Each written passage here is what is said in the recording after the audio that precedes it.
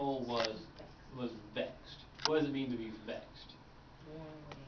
To be worn away, be chiseled down. You see, the fact of the matter is while we're here and we're out raging warfare against these things, sometimes the simple fact of the matter is sometimes we can allow ourselves to get a little bit vexed. Hopefully not to the point that Lot was. But sometimes these things wear on us just a little bit too much. Sometimes we get just so a little bit farther away from God than we're supposed to be. It's very easy to allow the things of this world to vex us and start to wear us down. But you see, when we're out here and we realize that we're starting to get a little bit vexed, a little bit worn down, where do we rally to? Where do we flee to? Our banner. Jehovah, God, is our banner. When the warfare in this world starts to get a little bit too rough, and I think I'm about to fall because I'm not being as faithful as I should, where do I turn to? I turn to God. He's my banner. He's my rallying point. When I start to get a little vexed, I turn and I rally and I meet with Him again, and that's where I find my strength.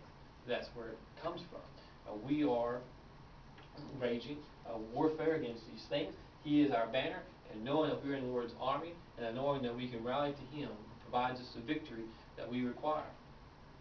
Now, as a soldier in the Lord's army, we do wear and we do bear armor. That's important. Soldiers in the days of Rome, they carried a banner. Yet they also went into battle wearing armor. And the passage we read in Ephesians 6, it talked about the armor that we are to wear. I love the statement in the last part of verse 13. He says, "Therefore take up the whole armor of God, that you may be able to withstand in the evil day, having done all to stand."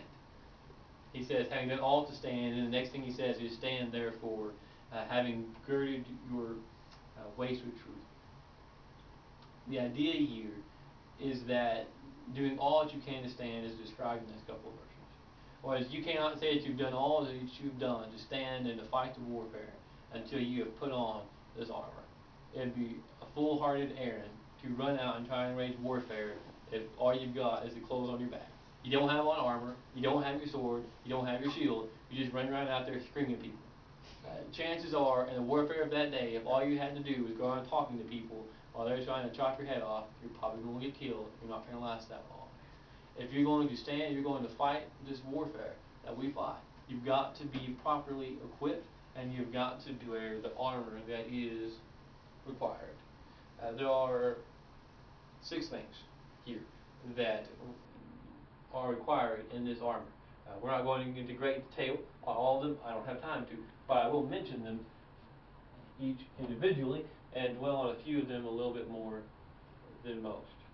Number 1, he says that you stand therefore having girded your waist with truth. Your waist, this is talking about the belt of truth, if you want to call it that. To gird up was to prepare. The idea of preparing yourself with truth.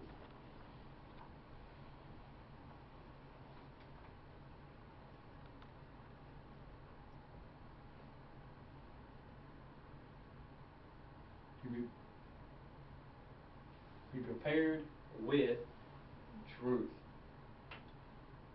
The truth of God's Word is our pathway to victory. God's Word is truth from beginning to end. There is no falsehood, there is no error within it. And we are to be prepared. Don't ever think